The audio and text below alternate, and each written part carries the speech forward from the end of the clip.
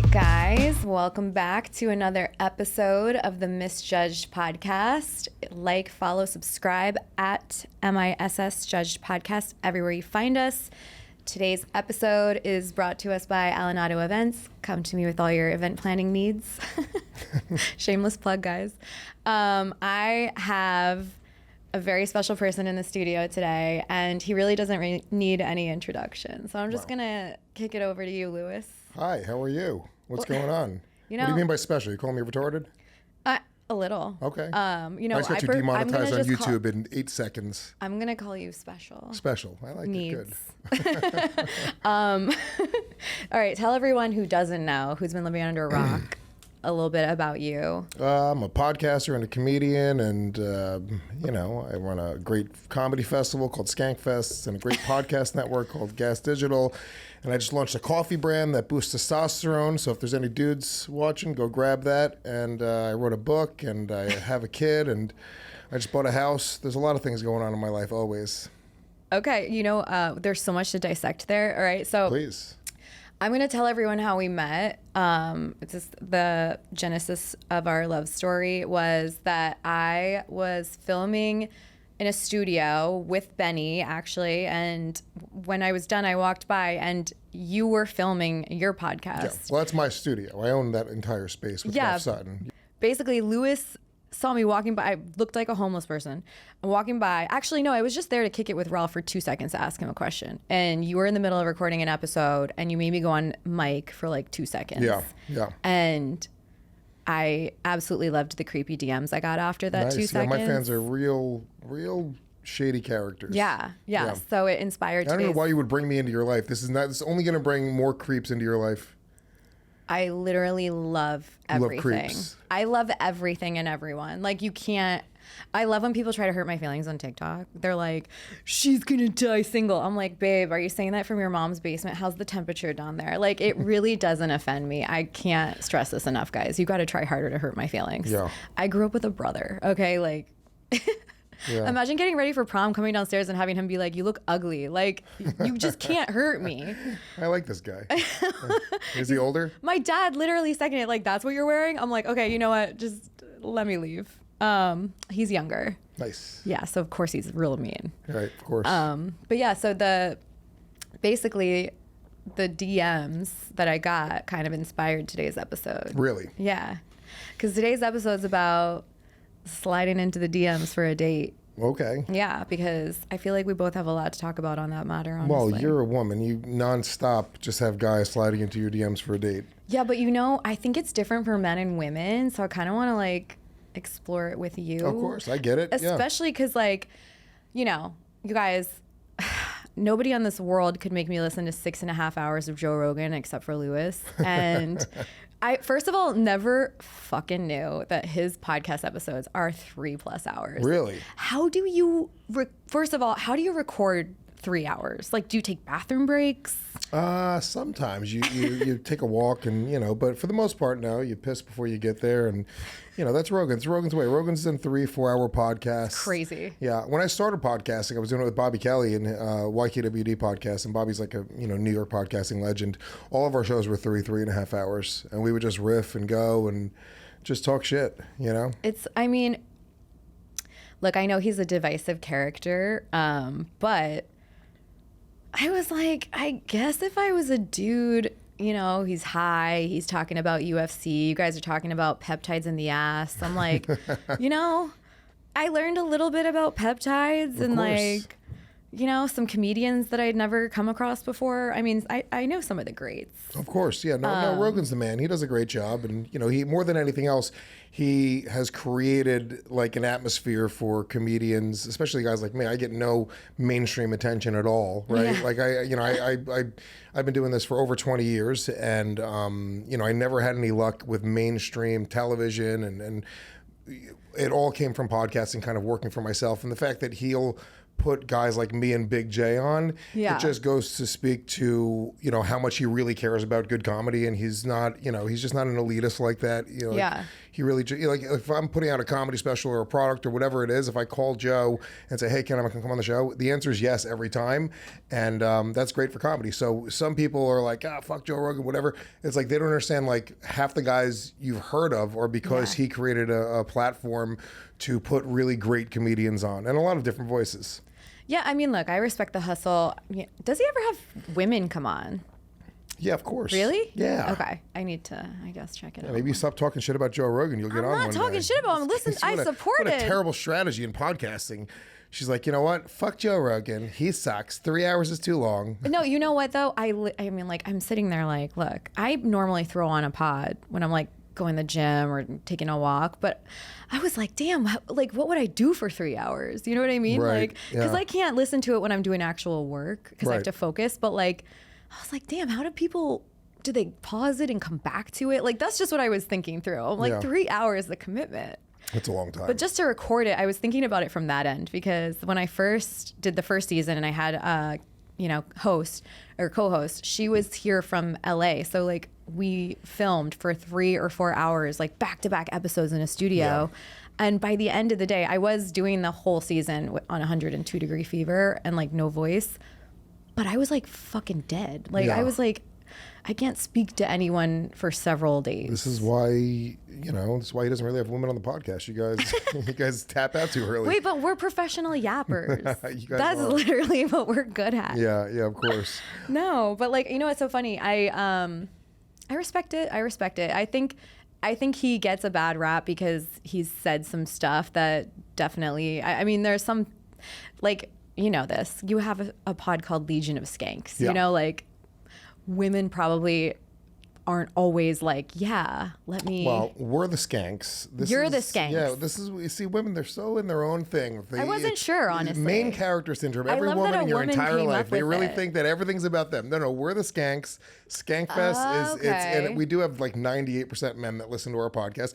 And then there's a bunch of ugly chicks too. So don't think it's just men. If there's a lot of fat, gross chicks that are really into what we do. Just like, kratom addicts and gas station employees, like that's sort of what we go for. I was gonna ask, like, how many hot girls slide into your DMs after a Joe Rogan podcast? Or it's not even after Joe Rogan. We do have we have weirdly a decent amount of hot chicks that listen to our stuff. Usually, it's their boyfriend that listens to the podcast. It's Legion of Skanks, the most offensive podcast on earth. We've been around for like 14 years. We've been doing this longer than most people have been podcasting. Before podcasting was even huge, and I've been podcasting for like 16 years. Like we've been doing this for a long time, and usually it's the guys that are listening to the show, and then their sister or their girlfriend. It's like in the background, and they hate it at first. Especially me. I'm a tough pill to swallow. Your audience is gonna fucking hate my guts. You need to watch me for 6 full months, 3-4 times a week in order to get it, and then one day it'll click, and they go, "Oh, that guy's great. I like what he does." But I'm the reason I have to run my own comedy festival and run my own podcast network and run my own touring management agency. The reason I do all these things is because I'm an unlikable asshole, and nobody wants to grease the wheels for me, so I have to grease them myself. But we do get a decent amount of chicks that listen to the show, and a lot of them are pretty hot. Skankfest, now we have, I'd say now it's like 20% women that come, and the girls are getting hotter and hotter every year. Year one, it was just like mud people. It was. I love that. I hope they're listening. Yeah, no, they're listening. They know. But girls will slide into my DMs. That's how I get every girl that I date starts off with them DMing me, and I'm just a creep. So. I mean, that's literally the episode. This is literally the slide or die, guys. Yeah. Like, because I think the apps are trash, and honestly, like, I know exactly how ugly I am, because when I try to join Tinder or Bumble, it's literally 500-pound like Dominican chicks that match with me every time. It's just really they're just I've never matched with a single attractive woman ever in my entire life. So that's what I am. That you know exactly where you are when you look at who you're matching with. You're like, this is as good as it can get. So I don't even use those apps. Honestly, they've become offensive to everyone. Like, I'm newly single, went on the apps, 3 days of low self-esteem later, and well, you can I'm go on to literally like Raya or like the rich person apps or like the ones where it's guys with yachts. Like you're Yeah. fucking hot. Like see, literally everyone's swiping right on you. Every single They're person. really not. It was actually like so quiet. No, I didn't know. I didn't know we're lying on they're- the show. This is why Rogan's got such a big show. He doesn't lie. He's a truth teller. I swear to God, I deleted the app because You I call this literally... the misinformation podcast. No, Luis, I don't bullshit. Come on, folks. I don't bullshit. I'll get... Here's the thing about Raya, and I'm going to tell it to I'm cracking everyone. up your producer already. Look at this. No, because he loves it. I'm gonna like dispel this because everyone's all Misspell. Come on. I'm you know what, fucking Luis, we're gonna do ball jokes in 60 seconds if you keep trying. No, like everybody thinks it's easy when you're hot, and it's like, yeah, but what is the quality? Oh my God, you're right. Life is so hard for you because you're hot. You're right. It's so fucking hard. It's really tough being a fucking It's petite, really hot hard. fucking girl. Look, I can't walk alone in the dark at night. Oh my God. That is a difficult thing, man. Like, Yeah, I do understand that. No, yeah, I mean, look, you're going to get, you can have your pick of whoever you want, right? And it's, you get the guys on the apps, and I don't even know what to do. Like, you see all these things. I think maybe I was watching it was one of your things where it's one like, of my things? Yeah, it was like maybe don't take a selfie or like. Oh, yeah, no. All these like things, all the rules. Like I break every rule. Like my Well, Bumble was like literally all selfies. Like, and then I feel like a douchebag putting like a stage shot or like a shot where. Why? Because it shows that I'm in the business, and it seems like I'm just fishing for. These finance dudes are putting their headshots from LinkedIn on there. Well, that's I crazy. promise you. That's and they're also doing their pretty like gay. obligatory yacht shot from like their Yeah. one trip in their life. Of course, yeah. So, and then What do they want? Girls want a dog. They want to see you traveling, right?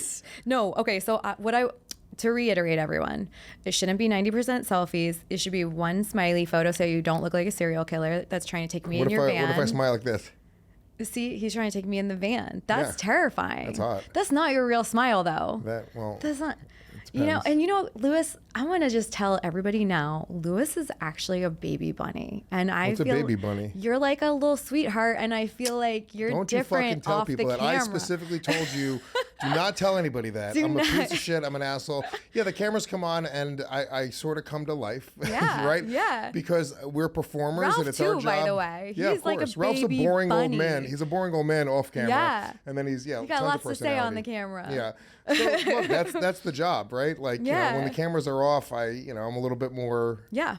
No, I after like knowing this now, I'm like, okay, I bet you all these guys that everybody's hating on for podcasters, like, I bet even Joe Rogan's a little fucking baby bunny off the clock. I wouldn't call him a baby bunny, but He next is a time I little go on, small, I'm going right? to tell he is not that tall. Yeah, he's the How baby tall are you? bunny. 5'2". We Yeah, you're like 2 or 3 inches taller than him. Shut. No, he's like 5'7" or 5'8". I hope he's listening to this. Yeah, he is. He for sure is listening to this. Yeah, so he's like, wait, how tall is Chris Rock? Is he like Chris Rock? I don't even know. I ran into him in an airport once. So many. Tiny guy? Really short. What's the shortest guy you could date? 5'8".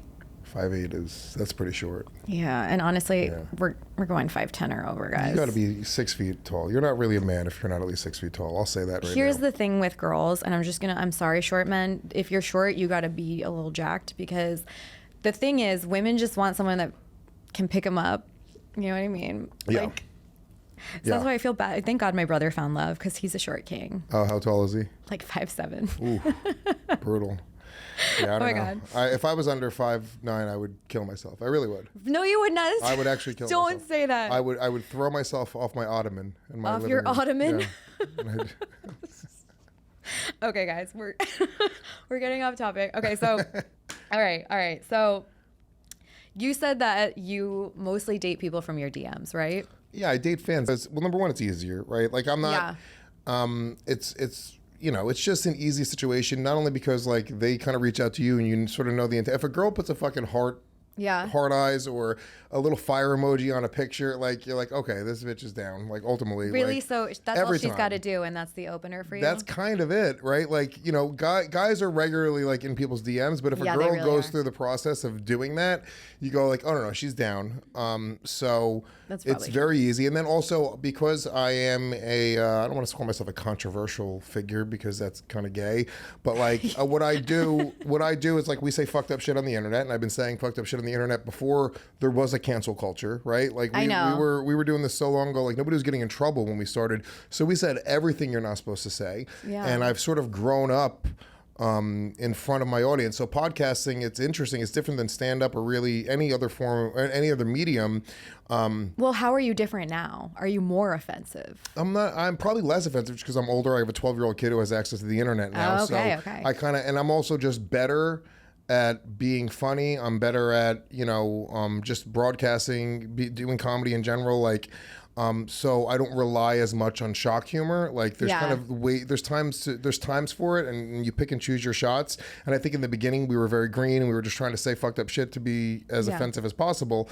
But people, not even just like that, they watch me grow up. Like they watch me go from like episode 20 of Legion of Skanks, me and Dave Smith got into a huge fight, but it was because I was finding out if I was going to keep my son, because me and his mother were having a conversation after the podcast about what we were doing, and I was so on edge, and I was just a nut job that day. So I can go back and pinpoint, it was episode 20 or episode 19, Luis versus Dave. We got into this big argument, but it had nothing to do with that. It was just, I was losing my mind that day. I was all over the place, and I just found out she was pregnant. It was such a crazy time. So people watch me. And you guys weren't together when you found this out? No, we were together. Yeah, we were together. We were doing it in the living room. We shared together, and so we, but people watch me go from being a broke open mic comedian, without many things, to now having a lot of things that I've built over these years, right? Becoming a father, becoming a good father, you grow up with these people and they really feel like they know you. There's a great meme. You had to have seen it where it's like there's a poster on the wall and it's 3 girls eating ice cream, and then there's a little kid sitting next to the poster and he's eating ice cream too, and the meme is what it's like to listen to podcasts, and it feels like you're in the room with them. Yeah. And everybody that listens to these shows, they feel like they know, and they do know you, and especially somebody like me where I am an open book.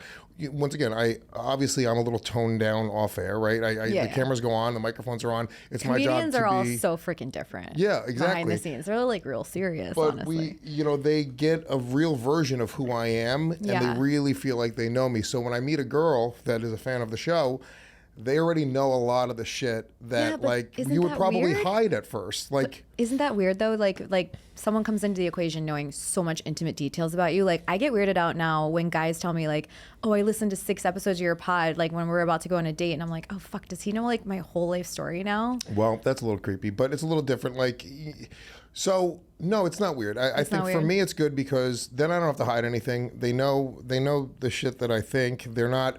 I think when you first meet somebody, especially with social media, right?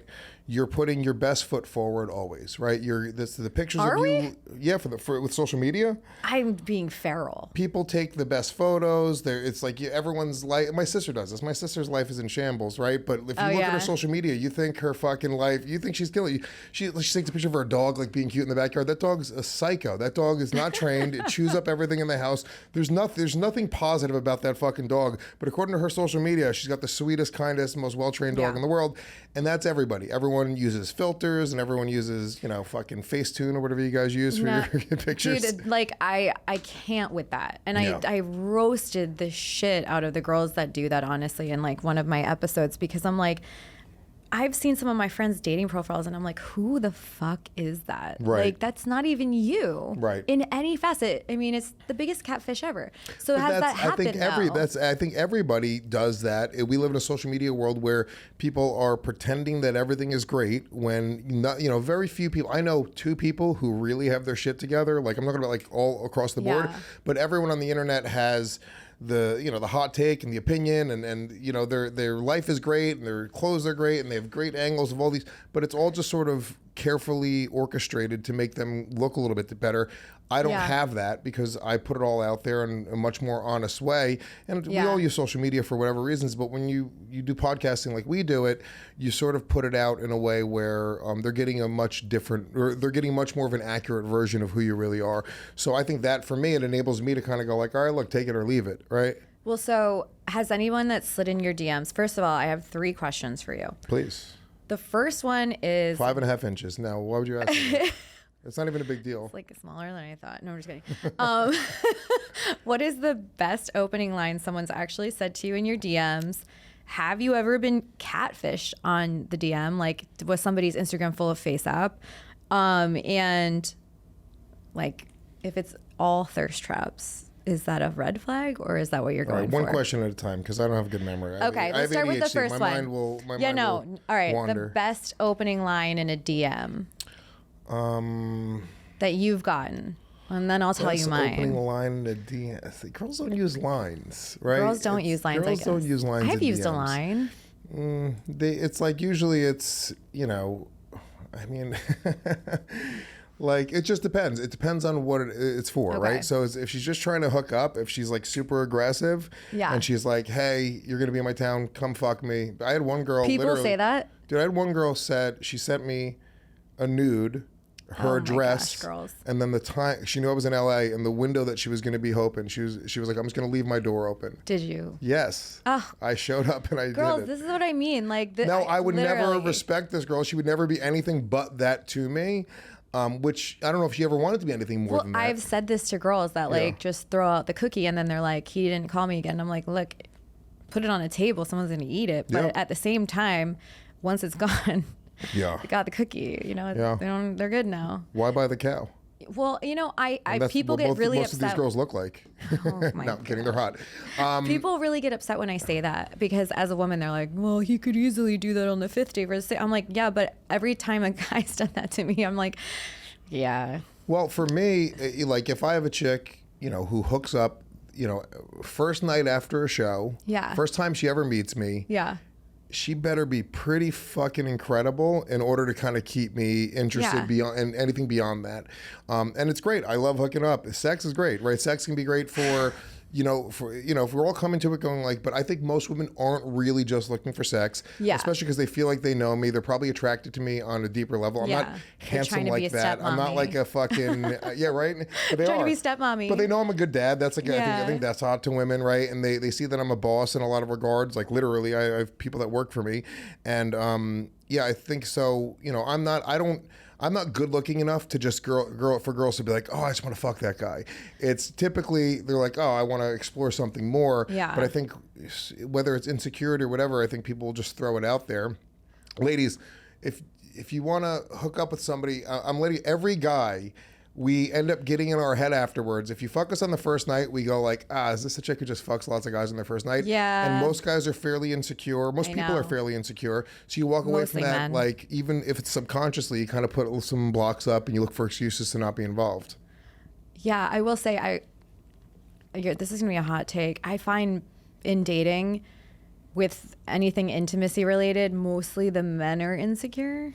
The women are insecure about like, does he want to commit to me? But like, I feel like the men get insecure about like, well, how many dudes has she been with, and like, am I special? That's such a young dude thing. Like I'm 43 years old, so I don't ask. I've heard 40-something men say that. Of course, but that's like Look, there's nothing I'm sure to a woman less attractive than an insecure man, right? It is so fucking unattractive. A woman wants a guy who's fucking cocksure. Who for me, I haven't asked a girl a body count in. Who's asking years. body count? People do that. People I ask. have never. Yeah. I would never tell anyways. But, Oh my God. It's too many. You can't count that high. I don't remember. No, just kidding. Like what? I don't know. Yeah, but people do ask that all the time, and for me, I just don't want to know. I do have insecurities, right? Yeah. So I would rather not know, and then I'm like, and I don't really. I would never get involved with a woman to the level where I'm asking her body count if I didn't trust her, and if I didn't like, she can go out. Like when I was younger, like my son's mother, like she was a hip hop and ballet dancer. She would go out dancing with her friends, and I would get so insecure. I was like, "Are you going to dance with a guy?" Because she's good, Yeah, but she was hot, and she was like, but like that all came from my own. It was honestly because I was a cheater, and I was lying, and I was. Oh, you were being a scumbag. I was being a scumbag. So then you put that on them. That's 99% of the time. If a guy's really jealous, it's because he's a fucking scumbag and he's out there cheating. That is an absolute fact. 100%, and nobody has ever come at me harder than somebody that was literally up to no good. Of course, no, that's why it. Why are you so worked up? Every single time, every single time, because you're just pointing the finger at yourself, and but I've just gotten to a place in my life where I would never even get to that level with a woman if I didn't wholeheartedly trust her. And honestly, with social media, as it relates to this conversation, cheating has become so anxiety inducing. Like, I mean, how do you even cheat anymore? Like, it's everyone is exposed. Louis, everyone. We're getting there. Trust me. I want to go to the cheating in a sec. But what's a DM somebody could actually slide in and say that you would be like, damn, I really want to take this girl on an actual date? I usually take girls on actual dates regardless. I'm kind of a gentleman. Even the naked chick? Well, the naked chick I just showed up for. Put it on a but table. most of the time, like, look, I like to eat good food. I like to have nice drinks. I like to go nice places. Like, it's, why not have a beautiful woman with me that's, you get to feel like the man. It's like, even if it's just a hookup or something, typically I'll take them out first. Okay. I don't really just show up and have sex with them. Well, I mean, are you like some people are like drinks people? They don't want to sit through a dinner if they don't know if it's going to be good chat. I like to have a good meal. All right. Well, okay. Do you open doors? Yeah. You're a gentleman? Yeah, I try to remember. You're not calling every girl a fat cunt? Well, I'm just kidding. I'm going to roast them a little, guys. No, yeah, I think I'm a gentleman. I open you the are. door. That's the funniest thing. Like, okay, so if you had, just as a random fucking question, but do you think that if you had a daughter, that you'd maybe feel like a little bit weird about having a show called Legion of Skanks or like Skank Fest, or no? No, because there's. And all right, yes, but it's not even about a daughter. I have a son who is the sweetest kid in the world, right? Sweetest kid in the world. Does he know He knows what I do, right? But he knows I don't expose him. But he knows what Skankfest is. He's come to Story Wars before. Like he loves what I do. Story Wars was super innocent. Yeah, compared to what we do. Innocent. Yeah, it's just a game show, Especially right? the episode I came to. But so he knows what I do. He knows what I do. Is for adults, right? And the type of comedy that I do is not really meant for kids to understand. It's not meant for kids to watch. There's a little bit of, obviously, and would I change what I do to a certain degree if I had a daughter? Maybe. Like Dave Smith is on the show. He's got a daughter who's the sweetest little girl in the world. Yeah. Once he had a daughter, he was like, yeah, dude, you know what? I'm not going to be on camera with naked women in the room. He was like, that's just like, he's like, I'm not going to do that. That's not, I don't want my daughter to see that. So it does change things. It does change things, but that's not a bad thing. It's our job as professional comedians and podcasters to be funny with whatever cards we're sort of dealt. I'm going to be funny. If I go on to AM radio and I can't curse, like I won't curse. I don't need. I'm a professional, so I'm good at whatever. Now, something like Legion of Skanks, we don't really have too many limitations, but I know who I'm playing ball with. I know that, like, not to bring bits to the show that's going to make Dave uncomfortable, because he's going to either shut down and not be funny. It's my job when I'm working with people. I'm a collaborator, right? Yeah. It's to bring the best out of them, right? Yeah. As your job as a host. You can curse on here, by the way. No, I know. I have but your job as a host is to bring the best out of your guests, right? Yeah. So I know if I'm playing ball with Dave, I'm not going to bring topics and things that are going to make him uncomfortable, or maybe make him have his wife. He's going to go home and his wife's going to fucking be like, yeah, why are you like doing this on a show?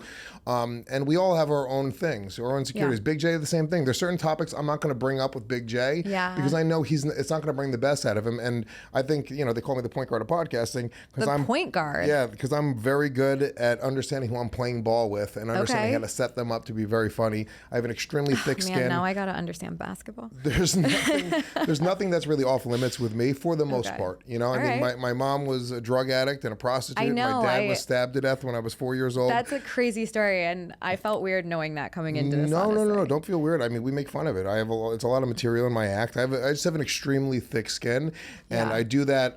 A big part of that reason is because I like to talk about anything, and I like to, I'd be a hypocrite if I'm making fun of all these people on the internet, but you can't make fun of me.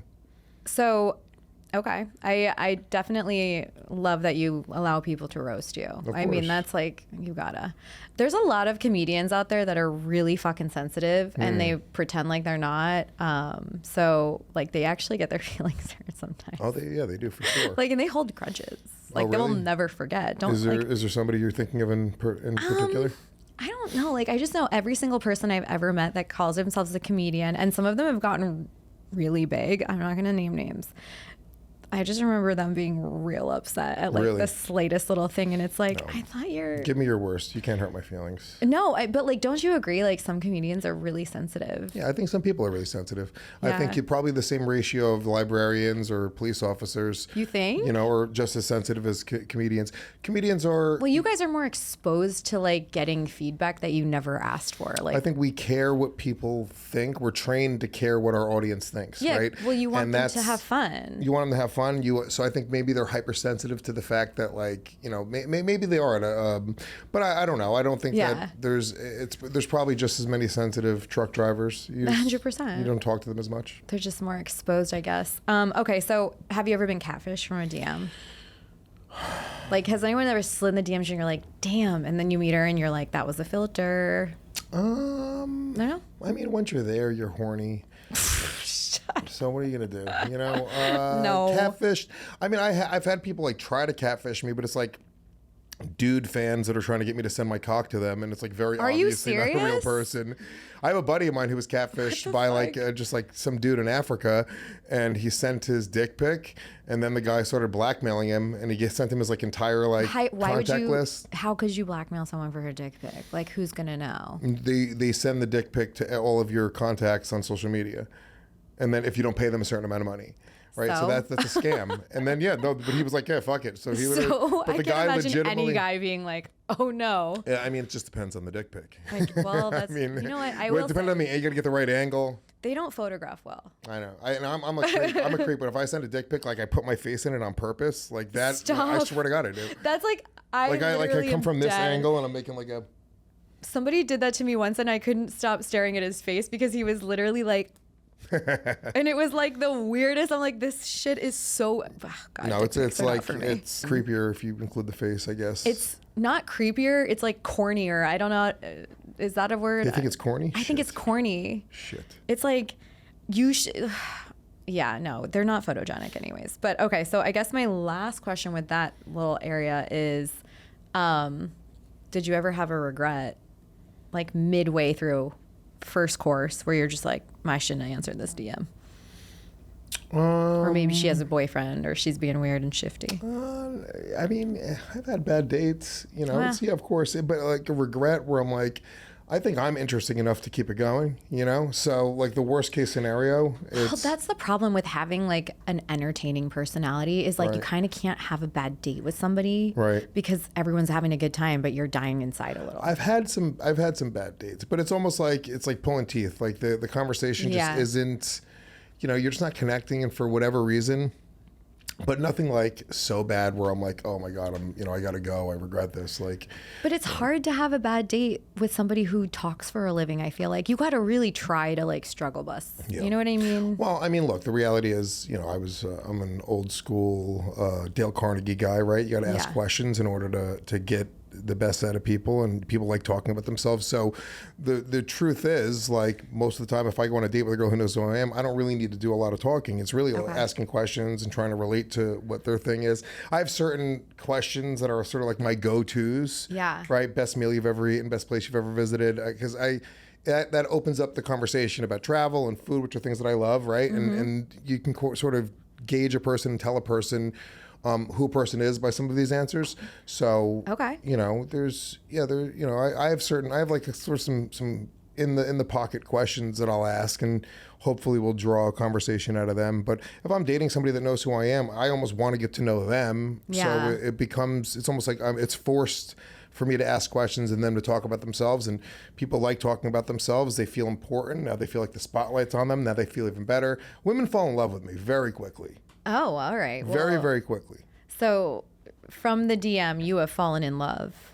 No, they might after a couple dates. But you've never, like, have you had like a serious relationship from a DM? My last girlfriend was in my inbox. How long was that? We dated for 2 years, broke up for 10 months, and dated again. We just dated again for about 6 months, and then we just broke up again. Oh man, the back and forth. I know that. Yeah, it was a mistake to go back. Always the mistake. She's not a bad person in any regards. She's a good person, but no, it's just we broke up for a reason. Yeah. You know, she was a professional dancer. You love a dancer. You know, yeah, I have a type. Dancers going on the DMs. And, but she, she just wasn't ready to be a partner the way that I needed a partner. And I take care of my people, whether it's my family, my friends. I take care of my circle. That's like my life philosophy. My son's mother always accuses me of not being a bleeding heart liberal, and fucking she wants to go to Palestine and feed the children. Okay, she wants to be charitable. Kind of, yeah. I have a different philosophy in life. Like, I think that I cause practical good in the world by running businesses that employ dozens of people, and I try to give my family, friends, and my circle as much love and as much opportunity and things that whatever I can do for them, I'm pretty generous, I think. And I feel like if everyone just sort of took care of their circle, if everyone did that, right? Eventually our circles would sort of, no, they don't. Everyone gets online and they go on social media and they think they're helping the world by tweeting and arguing with people. Literally some of my own friends don't even like follow this page. You know what I mean? Like, it's like people just, they're oblivious. It's not like anyone's doing it for like to be rude, but like, okay, so if you guys just broke up, let's say, do you unfollow her on social media? I don't. She does. Every girl has to go through their blocking phase. I don't do that. Why is that a thing? Is it a red flag? My ex unfollowed me and had all his friends unfollow me, and I was like, her friends just unfollowed me. We just went through this. I was offended as fuck. I don't feel comfortable knowing somebody that intimately and having them go off and ride into the sunset hating me. Me too. I've got one girl that I've ever dated that I've blocked on everything. She was an absolute lunatic. And I'm not just saying crazy. I'm talking about clinically fucking psychotic. Look, I mean, we said this in another episode. Like, there's a lot of actually crazy people in this world, and not everyone is. But like, sometimes if someone is truly a problem, like, yes, you should block. Like, legitimately a problem. Yeah, like they're doing the most. As crazy as it comes. So I blocked her because she was actually dangerous. I've only maybe blocked 5 people on social media in my entire life. Like, I'm just not a blocker. Like, I have a thick skin and say what the fuck you want to say. That's your right. If I can't handle people tapping their fingers on a keyboard, who am I, a fucking man? Like, what are we even doing here, right? Yeah. So I typically try to be friends with everyone that I ever dated, and if I break up with them, it didn't work out. They know all my secrets. I don't need them to be a fucking enemy. Are you kidding me? Oh, literally, like, I don't understand why people are so weird about like blocking, and like, I didn't even know you could do all this shit, like restrict and mute and all this stuff. And I'm like, who cares that much? Yeah, you know what I mean? You can just put your phone down. We just need a hobby, maybe. You learn a language. Phone down. So the internet, there's 2 worlds, and they're becoming a little bit more combined, right? But the internet and social media is, it's a world where everyone, just like when we turn these microphones on, we get a little bit bigger and a little bit more of a caricature of ourselves, right? Yeah. Everyone online I feel I'm has the bigger same. balls. Everyone online has like the hottest take and the hottest opinion, and everyone cares so much, but they don't really, because once you put your phone down and you go to the supermarket, nobody's fucking battling each other. Nobody's trying to fucking murder each other for having differences of opinions of political or social issues.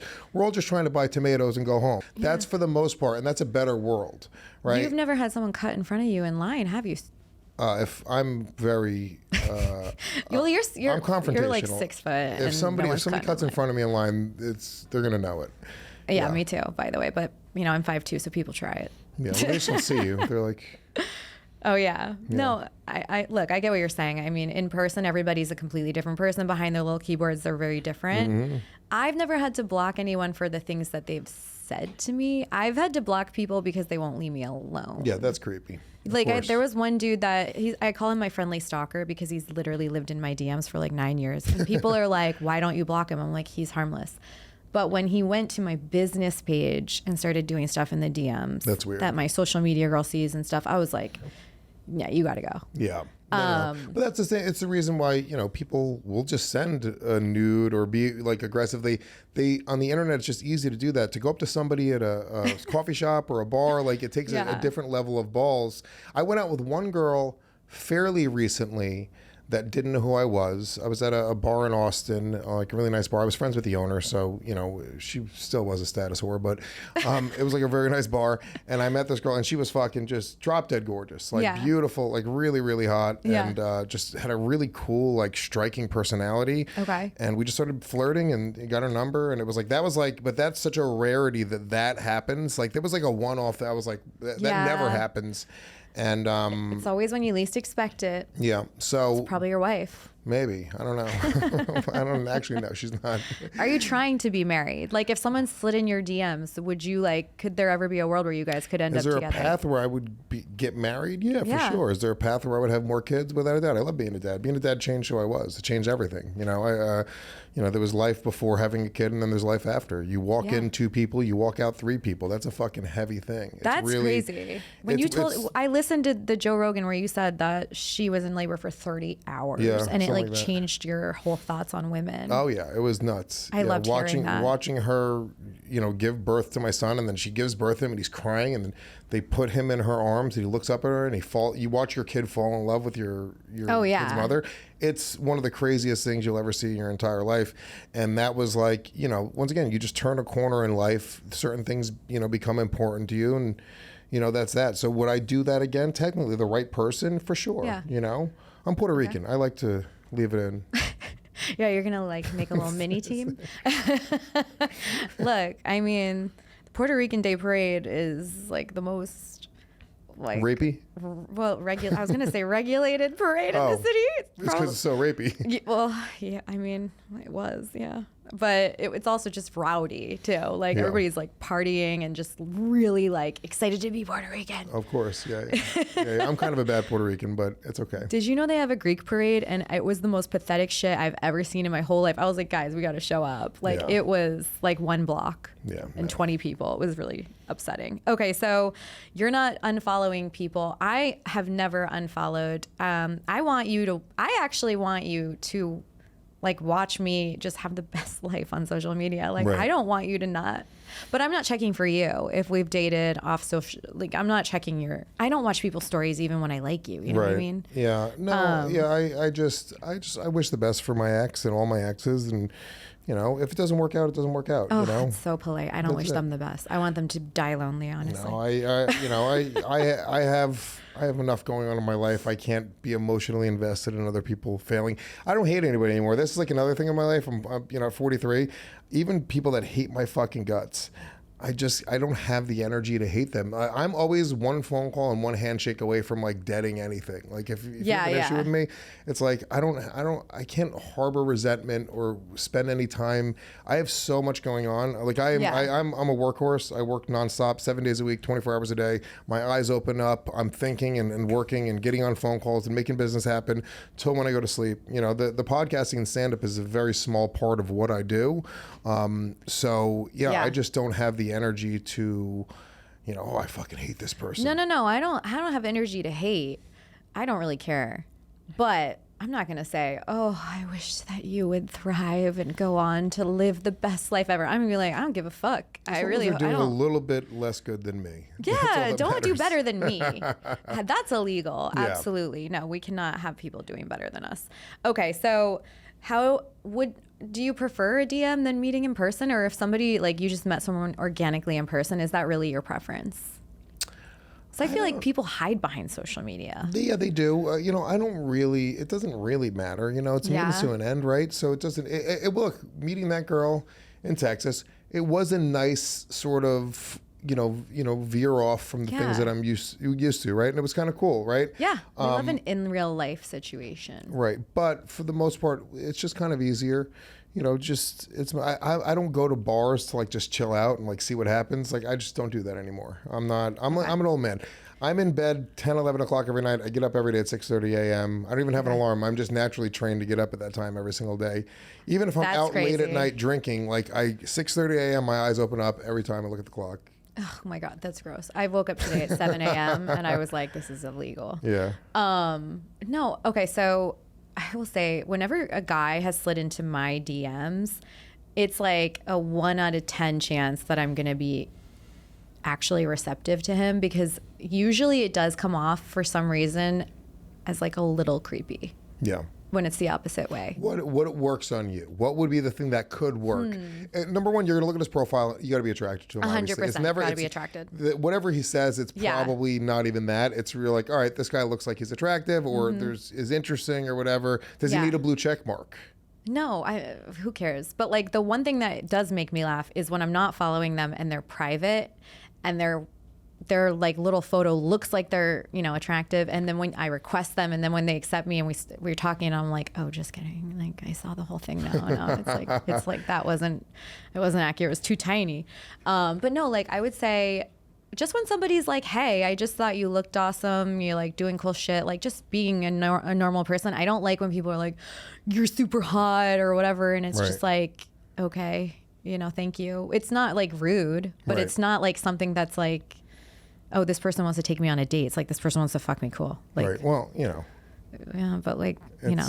The other guys are just hiding it better. Yeah, okay, got it. But like, don't throw it on a table. Like, if someone sent me a dick pic, first of all, please don't. That's crazy. Guys. No. Guys. Don't do it. Don't you dare. You shouldn't have said that. I mean, now you're going to get some dick pics. You know what? When Instagram first started. I sent you 2 this morning, so you got to check. Well, when Instagram first started 100 years ago, I was modeling. And it was like when I was in FHM and like Maxim and stuff. And my boyfriend at the time didn't understand how Instagram worked because he was like 10 years older than me. And he saw my DMs one day and it was like dicks. And he thought that I was like accepting the dicks. He didn't know that like anyone could just send them to anyone. And we got into so many fights about it. Is that a crime now to just send in people don't do it anymore, unsolicited dick pic? No, they've gone away. Yeah. People have, or my crew has aged up. I don't know, but they've gone away. But like, have you ever had a fight with a significant other over social media? Oh, yeah. Like they're what? Like they are like, why is this girl commenting like that on your stuff? Well, my ex, I gave the password to my phone, you know, because I wasn't cheating, and I was like, all right, you can have the password to my phone, but not cheating is different than not. Oh, you were entertaining people. It's entertaining is a weird way to put it. Like, you know, there's times where like a girl will send you something, and instead of being like, oh, I have a girlfriend, just so you know, it's like you know, you'll sort of engage or whatever. So I would get into trouble like with stuff like that. Yeah. And yeah, I mean, I think that's the beginning of the end of most relationships. 100%. That you going through each other's phones. I've never had a password, and I've never given my. You don't have a password? I've never asked for someone's password, and I would never give mine. No, neither would I. But the reality is, like, if I want to go through my girl's phone, it's a reflection on me. It's a reflection on probably what I'm doing. I don't trust her. It's the first position to be in where you go like, this isn't going to work out. Yeah. I just would never date a girl to the level where I would check her phone, where like we're that involved. If we get there, I already trust you enough where I'm never going to go through your phone. I'm never going to, it makes no sense. Well, I talked about this. I talked about it in my act, and I've talked about it in a couple of podcasts too. But I think this is such a funny thing, which I didn't realize. But you probably know this because you're a girl. What? But like the edit button on the top left-hand corner. Yeah. The show recently deleted section. What? Wait, do you not really? Know this? You don't know that? I'm not like, I don't give a fuck. You don't delete your text. You don't delete your text messages. I don't. Only when you piss me off. So like only when you really piss me off and I don't want to see that shit. If you delete the text messages, they go into a folder called recently deleted. So you don't even delete them. They're just in your phone still, and that's a fold. It's, ladies, FBI, gentlemen, assemble. Get out there, protect yourselves, boys. Dude. Go delete that folder. I love it. Apple does us so dirty. Like I edited Steve Jobs a message. Is a piece of shit. He's dead. It's Tim Cook.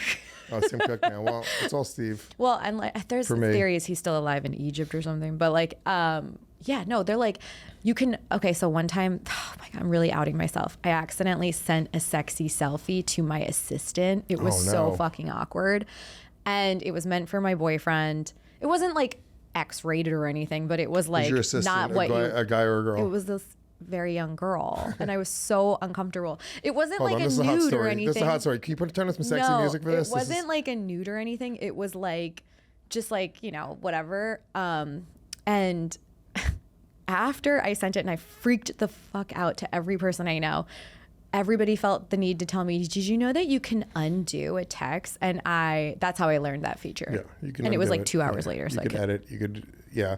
I remember one time my boss at SiriusXM, her name was Marissa, and I was talking to some girl named Marissa, and I sent her like a rant, like just like what I'm going to do to you, like not a picture, but it was just like what I'm going to do to you later, like message, like aggressive. And she was like, excuse me? And I was like, oh shit, wrong Marissa. My God. No, you know, I color code everyone in my phone now, so that will never happen again. Nice. Because like, we can't be doing all that. But okay, so do you think I had a fight in my last relationship about this? Well, not really a fight. I just told him he was fucked up. But like, when we first started dating, I was like, we were just talking about how he doesn't care. Like, he doesn't care about social media. And I think there's a lot of guys out there that claim to like not give a fuck and they barely have a presence, but then they're very into it. You know what I mean? And they're like, they know what you're doing, but they're not, whatever. Anyways, he told me in his previous relationship, he's like at Soho House or at bars or whatever, and a girl was hitting on him and they exchanged social media information. He's like, but that's allowed. And I was like, the fuck it is. Oh, he exchanged social media information with a girl? With another girl. And while then, he was with you? While he was with his last girlfriend. Oh, okay, I see. And then the second they broke up, he hit that girl up. Of course. And I'm like, that's fucked up. And he's like, why? We didn't do anything when I was with, and I'm like, that's fucked up. If my dude did that, I was like, just know, if you did that to me, the door swings both ways. Like, you know? Yeah, but don't they say that women already have, even while they're in a relationship, they have like 2 or 3 other suitors, like sort of waiting in the wings, just that whether it's subconsciously or whatever, like they know who they would go to? Well, here's what I tell boys. I'm like, because it's only the boys, not the men. I'm like, just know if you fumble, there's always somebody like tapping on that window glass. Of course, yeah. Like they're just tapping on the window glass like, you good yet? Yeah, I'm here. I'll be here for you. But technically, isn't that the same thing that you're mad at him for doing? Yeah, but like I don't speak to those people. Like that's like the dude having a conversation with himself in my DMs. Of like course. I'm loyal. I'm like Italian AF with that. So, but when you're disloyal to me, it's like an immediate, we're done. Of course. Because like I said, the door swings both ways. I could do it better. So like if we're going to do all that, I'm like, you know what, let me just be single because I have more fun when I'm single. Yeah, I do for the most part, for a little while. And then I start to feel like, it's soulless. It is soulless. Being single is kind of soulless. Like hooking up and going on dates and all that stuff and getting attention is great. Yeah. But after a few months, every time I'm like, this is why I got back with my ex, because I dated a bunch of gals and I never really connected with anybody on like a deeper level. Yeah. And then you start remembering the good times and you start remembering. Romanticize. Yeah. And then, but you don't remember. You guys always do it 6 months later when we did it immediately. Yeah. I can't believe she was receptive. I want to talk to her. Look, you know what? This is the thing. I always tell everyone, you get one ride on the roller coaster because it is a roller coaster. But also, like, we can't be doing the back and forth. I've done that before. It doesn't work. There's always a reason it ended, and there's always like a little bit of resentment. People don't change that quickly. So I've changed a lot, right? In the course of my life, like, 10 years ago, who I was compared to who I am today. Like, I have things to lose. I have, I think also when you go from like, I was so broke when I was a young comedian, like, so broke. Like, I'm talking about like just not knowing where the rent's coming from, like, just not having any money to do anything. And then you get to a point where you have a certain amount of success. Yeah. And you go, you know what, like, you start to have just different values overall, right? So now I have, I have things that I really care about. And there's, I'm just also, everyone in comedy acts a decade younger than we really are. So I was acting like I was in my 20s when I was in my 30s. That's why everyone looks good, though. Yeah, that's true as well. This is a fun job. It is a fun job. But yeah, I think that, to get back with somebody, less than a year after breaking up, they didn't change. The reasons that, and that's kind of what happened there. It's like she just, she was still very much the same person. And that's not a bad person, just not a compatible person. And we broke up this time. It wasn't a crazy. Who broke up with who? I broke up with her. The first time or the second time? Both times. Oh, because I feel like when men end it, they don't come back. I've ended every time. I never get broken up with. Oh my Lord. Every girl, I break up with every girl. And I date, my dating history for the past, 6-7 years has been like 6 months to 8 months we'll date. And then if I don't think it's going to last forever, I end things just because, I'm not going to waste anybody's time. Also, like most of the women that I'm dating are, late 20s, early 30s. And that is, wait, how old are you? I forget. 43. Late 20s, Luis. What? That's too young. The hottest age. Yeah, but they're like gonna outgrow you. Maybe. Yeah. I don't know. I think. Yeah. They're gonna mature past you. All right. Let me think. My last girlfriend she's 34 now. The girl before that was 35. The girl before that was a 27-year-old in there. There was a 23-year-old there in the beginning of the pandemic. The beginning of the pandemic, there was a 23-year-old, which is crazy. You know what? She was very mature for her age. Look, I was that girl, okay? I'm not going to sit here and hate too hard because when I was 23, I was dating somebody who was 40. So, like, no, I was 38 at the time. I get it, but I out-matured him. We were together 5 years. There's always a reason an older guy is with a younger girl, and it's like, we're the same for a moment in time, and then we will outgrow you if we're truly like an adjusted human. Well, you know, it didn't work, right? Exactly. So I broke up. There was a level of immaturity there, and that's why it didn't work out. But most of the girls that I date are, you know, I'd say the average age between 29 and 35, right? That's kind of and that's also when women are starting to think about having kids. Yeah. You know, if I'm not going to put a baby in her and marry her, am I going to waste her time? I can't casually date a girl who's like, you know, biological clock is banging on the door and like, you know, I feel guilty. So that's why, you know, 6 months, if this is going to last forever, I won't waste any time. And that's kind of what happened with this girl this past time. I was buying a house. She was, you know, she was starting to help me design things in the house. Oh, she was making her nook. She was really, but she just wasn't hearing me. She wanted 2 German Shepherds. She was making her own house without you in it. And I was like, and I'm paying for it. And it's my fucking house. I bought it. Like, I mean, do you have good taste though? I have great taste. Okay, all right. You want to see my window treatments? Oh my God, we're gonna talk window treatment. They just got it installed yesterday. I love that. Do you see? This is like you're nesting. I feel like would you be married tomorrow if you met the right person? But do you also think that would impact you? Look at those window treatments. Oh my God, guys. Look how Show the camera. Is. Show the camera. Yeah, we're doing the window treatments. Wow. Okay. They're nice. I feel like we could do some curtains. No. Yeah. These are panel shades. They're fucking perfect. Look. I have curtains throughout the rest of the house. Okay. Don't tell me. These are $3,000 window treatments. Hello, I do aesthetics for a living. Yeah. Oh, actually, you can, but look at my couch. That's a nice couch. The couch is good. I like the combo with the texturized rug. Like, we're doing the things, guys. Right. It's not bad, right? Looks like a woman had something to do with this. She kind of did. Yep, I knew it. But yeah, it was still my money. A house is not a home. But like, okay, but if you were married tomorrow, do you think it would impact your career? Like, do you think it would make you less funny, or like you wouldn't be out having these stories to talk about? Like, no, I find funny. I find funny in anything, you know. Yeah. No, I don't think being married would take away from anything. I don't think being a father would take away from anything. You know, like I said, you kind of shift your way. And being a father and being a father gives you endless content. Well, not only does it give me endless content, it gives me endless motivation to like. I made a decision. I was like, when my son was born, I mean, I was stealing baby food for him. Like I was broke, fucking broke ass. Yeah. And I just made a decision. I was like, by the time he has memories, by the time he's 4 years old, I want to have a nice apartment. I want to be able to take him on a father-son trip every year, just me and him. I wanted him to have nice clothes and some nice furniture in the house. And of course, as soon as he turned 4, that's when everything started coming together. That's when I started a few of these businesses. And but what that is, that's just a lesson in goal setting, right? Like I just had to shift my goals because it's all fairly arbitrary. Yeah. Right? Like goals are sort of like we set them and we sort of set our own limitations. Like most people, you know, even the people that are kind of like fucking up, right? Let's say go with the people that are fucking up, right? That aren't like really killing it in life. They still pay their rent every month. They still get food every day. They still, but the problem is they're stuck here. Just getting by is their actual goal. They're hitting their goals. Human beings are designed to hit goals, right?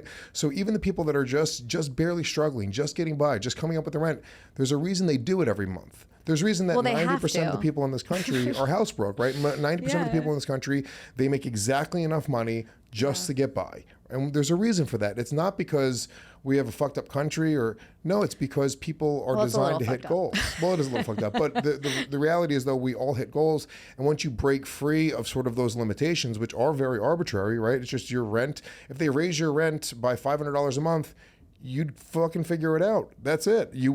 Everyone would figure it out. We would all figure it out, right? And some people need the gun to their head to figure it out, though. They need the pressure, right? Yeah. But you can create that pressure on yourself, like because once again, some people can't. I promise you, I've hired them. I know that. I know that I'm lucky to think this way. I know that like most people can't. Like I grew up on welfare. Like I said, my mom was a drug addict. My dad was murdered when I was 4 years old. Most people don't break out of that pattern. Like I was very much on a path where I could have become a criminal. I was a criminal for a little while, and I moved to New York City when I was 19, and I found comedy, and I started promoting for comedy clubs, and that set me on a much different trajectory in life. But I think everyone like, I mean, most people I feel like that have like tried to kind of level up have gone through a slight criminal maybe. phase. Yeah. Honestly, I mean, look, I was like the best little kleptomaniac in high school. Like, Yeah, honestly, until I got caught. Yeah, I got caught for What dumb did you get caught shit. stealing? Oh my God, I literally can't even. I was such a nightmare child at 16. Like, you should be happy you don't have a daughter because my parents, like, God love them. But on my way to court for a hit and run of literally taking my car and bumping into a car at a grocery store, literally leaving no damage on this car, by the way. But And then you somebody just took off. watched me do it. Oh, no. I didn't have my license, so I was like, fuck, I gotta go. Because I stole my car. My parents were at work, and I just took it out for a joyride, came home. My brother's like, Alyssa, the cops are here. I'm like, haha, fuck you. He's like, no, for real. Oh, no.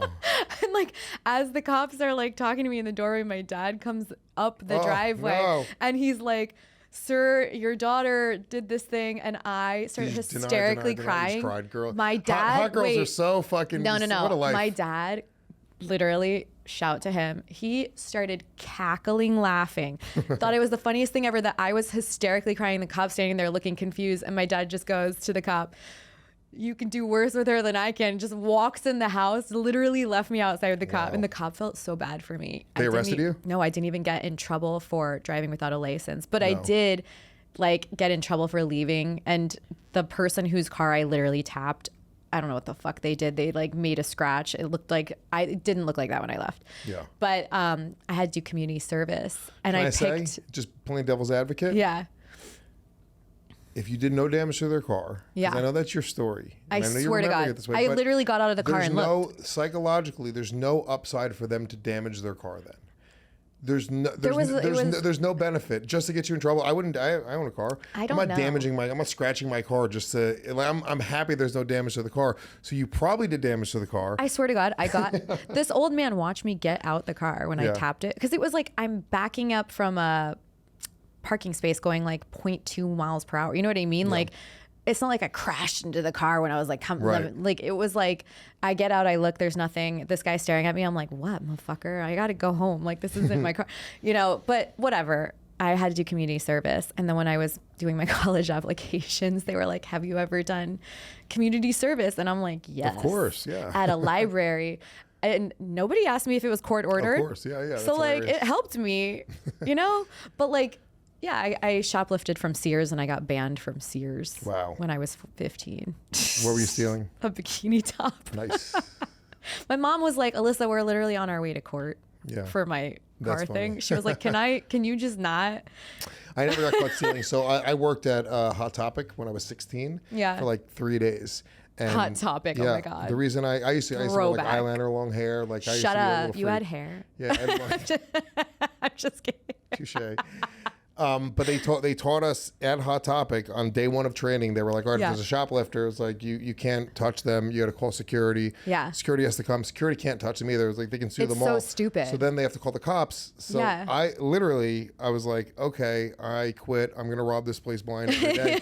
And literally I told all my friends, I was like, guys, they can't touch us. I Yeah. was like, what can they do? So I used to not only steal, but I would steal like brazenly. I would go in and I'd like take sneakers, put them in a bag. I would whatever I wanted. We used to rob the Wishing Well at the Rainforest Cafe. Yeah. We used to come in once a month and clear out all of the change because the my Palisades Center Mall in God. Rockland County, New York, all the doors were open. So because there was a movie theater and an ice skating rink, it was like one of these super malls when they were first starting to open up. This is New York. This is New York, yeah. New York crime is different though. Like, I'm from Maryland. They got nothing to do there. They will take you to jail. I mean, well, it's also just depends on what you're dealing with. So if you're dealing with a ghetto enough person, they take it as like a personal affront, and then they'll tackle you. Like, you'll see McDonald's employees just beat up customers sometimes. You're like, you're going to get sued. It's like, they don't care. They're not thinking of things that way. Yeah, they don't give a fuck. So I got lucky in that I never really dealt with like a really ghetto person that decided to, play fucking superhero. But we would rob the mall. I mean, I used to steal. There was a guy who owned a pizzeria in my neighborhood. He used to give us like just sizes of sneakers and requests of things to steal from models, like golf clubs and like just equipment. And we would just go in with shopping bags, load them up, and then walk out while security is like, you can't do that. You got to leave. Like, fuck you. We'd literally just leave. That is so funny. Yeah. Like, so guys, if you take anything from this podcast, you can go and steal from the Palisades Center Mall. Still a law on the books. Don't steal from Sears in Maryland if it's still around. I think, did it go out of business? Maybe. I don't know. Yeah. I think everybody had that little like rebellious phase, but the people that didn't grow out of it, unfortunately, probably aren't doing much. But like, I feel like it was something that shaped you. You're like, okay, you get in trouble once, you're going to probably get in trouble again. You get in trouble twice, you're like, I'm not fucking doing it anymore. I got lucky. I was on a path, and I almost robbed a KFC one time. Like I used to work at KFC, and I knew the way that they like did the drop at the end of the night. Yeah. So like I showed up in a ski mask with a screwdriver. I was gonna like put it through my shirt and pretend it's a gun. Oh my God, stop. Yeah. And I just chickened out. You can't. You would have been in jail. My book Knives and Spoons coming out December 16th. Pre-order on Amazon right now. But I talk about all this, and I was very close to like ruining my life. Like you would have been in jail. That same pizzeria owner was gonna pay us to burn down the pizzeria. Like we were driving to burn the pizzeria down, and he called it off last minute. He called us, me and my buddy James, and he was like, yeah, no, don't do it, because he wanted to burn it down for insurance money. He was going to give us $5,000 each, which when I'm 18 or 19, whatever I was, that was like. Yeah, but then you go to jail for larceny. Is it worth it? Yeah, it's exactly. I was going to ruin my fucking life. Yeah. And I moved to New York City when I was 19. 18-year-olds don't always think like that, though. I answered an ad in the Village Voice, and the place that I answered an ad for was 3 or 4 doors down from here on the other side of Canal Street. Okay. I'm sorry, the same side of Canal Street, across the street, maybe 2 or 3 doors down. I answered an ad in the Village Voice to start promoting for comedy clubs, and it was a company called New Genesis Marketing Solutions. I was on rollerblades at the time because I didn't have money for the subway. And I was on West Broadway, rollerblading up and down West, because I didn't realize there was even a difference between Broadway and West Broadway. I was just retarded. I was a kid. Honestly, I still sometimes have those moments. Yeah, so I almost didn't show up for the job. Yeah. But I ended up showing up to the job interview like an hour late, covered in sweat because I'm rollerblading everywhere. And they hired anybody. I was gonna say they like felt so bad for you. They wanted literally anybody who would give it a shot to go and promote for the comedy club. They would do it. So I got in that same comedy club you saw Story Wars. That was the club that I promoted for, the New York Comedy Club. This is 2001. This is days before 9/11. So Jesus. But that changed my life. Like had I not answered that ad, had I not come down here and. That set me off on a different trajectory. I started making good money pretty quickly promoting comedy clubs, and that was really the end of my life of crime. Yeah. It was just an easier way to do it. I mean, I was going to Baruch College. I was still like hustling and doing shady things. We would I don't know if you've ever been to any of the city universities in New York City. I mean, Hunter, I went Baruch. to Penn State, but I've walked by them. Wow. I've walked by the college kids. That was the bitchiest, most elitist thing I've ever heard anybody say. You know it. But there's all these campuses all over New York City and Queens. I wanted to be at NYU, but they waitlisted me, so fuck them. Wow. Losers, they're lost. Losers. But if you went to the bookstore, and I'm sure this is any college, you could, at the end of the semester or at the beginning of the semester, you could bring your books from last year and then sell them back for like 25% of their value or whatever, right? So I would just go into the bookstore and I would grab books off the shelves and I'd just beat them up and then I'd bring them. I'd literally go in, just walk. We're still doing light crime. Yeah, like this is light crime. That type of crime. Light crime is acceptable under 25. Yes. Over 25, you're going to jail. Yes. Under 25, people are like, you're pathetic as fuck. But anyways, light crime only, guys. Like, come on. All right, so 2 people get in the room with ADHD, and this is what happens. Yeah. So, do you have bad ADHD? I have such bad ADHD. I have like severe, and I stopped taking medication for it years ago because I was an asshole. Yeah. I'd rather be scatterbrained and fucking, Yeah. Look, I'm not going to open my mail for a month, but I do get shit done. You know what I like to say, and people have heard me say this on this pod so many times. I will circle the parking lot, but eventually I'll find my spot. Nice. You know what I mean? Like, we'll always come back. So you might tap into a car and then run away in the process. But well, I mean, guys, now that story's out, but you know what? It was probably public knowledge anyways. Okay, so what is the rules of sliding into the DMs? Are we still, we're not doing nudes. I'm just telling everybody here, don't send Luis nudes. You want more respectable girls in your DMs. I mean, if they're trying to have something more than, a sexual relationship. Yeah. I mean, eventually I want nudes. But that would be from your partner. No. I mean, they're not going to be my partner. Eventually, a little sexy photo, of course. All right, guys. He's of course. Bullshit. I'm not bullshit. I swear to God. This is, yes, without a doubt, there are no rules. Okay, so no rules. We want no nudes, occasional nudes. Okay, after you, we've spoken a few times. Maybe. Okay. Yeah, you don't want to open with it. It's a little aggressive. Yeah. Okay. If you're, I mean, how many other comedians are you sending those messages to, you know? You know, you have to think about it this way. If somebody is so brazen to do that to you, it is probably going to Yeah, they're probably multiple sending people. way crazier shit to Matt Rife. Yeah, they're in Leo Jesus Christ. DiCaprio's DMs. They're in everybody's. Of course, yeah. Yeah. Okay, so do you want just like a... That's a rule I have, though. I won't date a girl that's hooked up with another comedian. So that's you and Jay have never overlapped. Oh, yeah. We're asking more brothers 80 times over, but I don't date these girls. But isn't it the same? No. Hooking up is not the same as dating. How Eskimo sisters 80 times over? Stop. Eskimo brothers. Oh, sorry. Well, I mean, no, at least 5 times over. I mean, we've double teamed girls. We've had swaps. Yeah, I mean, yeah, of course. I've been friends with these guys for I've been friends with these guys for 20 years. I'm gonna need to talk to you and your mom, okay?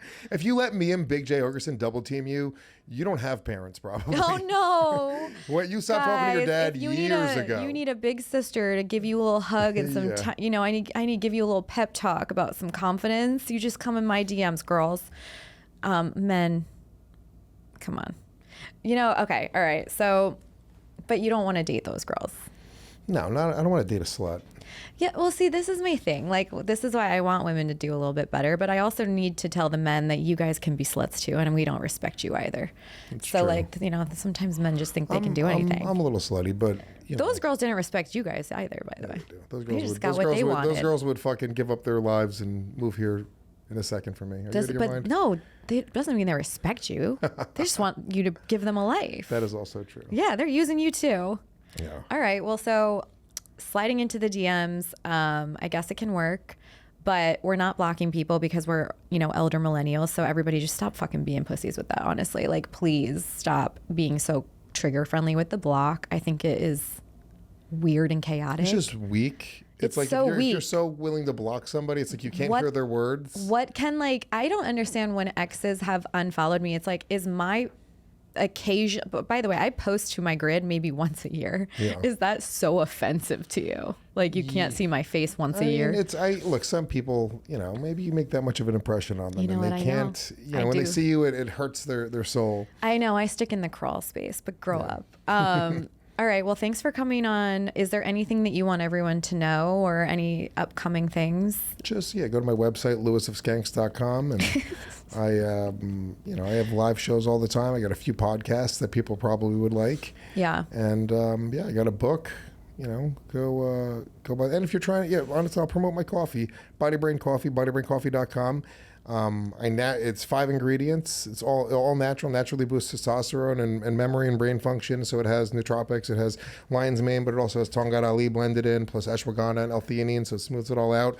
So women can drink it. Women can drink it too, yeah, because it'll boost if you have low testosterone as a woman, it'll boost your testosterone, which women need testosterone. Very often, if your sex drive is lacking, it's because you have low testosterone. So women need to have hormonal balance. Women have testosterone and estrogen. So Tongat Ali naturally creates hormonal balance, but we've really marketed it towards men. Yeah. It was, we picked our target demo. Do we need them to have more testosterone? Is it because they're lonely? Some guys, Is it the lonely ones? Maybe. I don't know. Oh my gosh. But yeah, I just wanted to do it naturally. I don't stick needles into my ass. I don't take drugs like that. So I just wanted to do it naturally. So go grab the coffee. It's a really good product. I'm very proud of it. All right. Well, all right, guys, check it out. I'm going to need a sample. Maybe, I don't know if it's going to work on me, but we'll see. Thanks for coming by. Guys, don't forget to hit like, subscribe, tell your friends, tell your enemies, 5-star reviews only. If you feel like leaving a bad review, shove it up your ass. Thank you guys for coming by.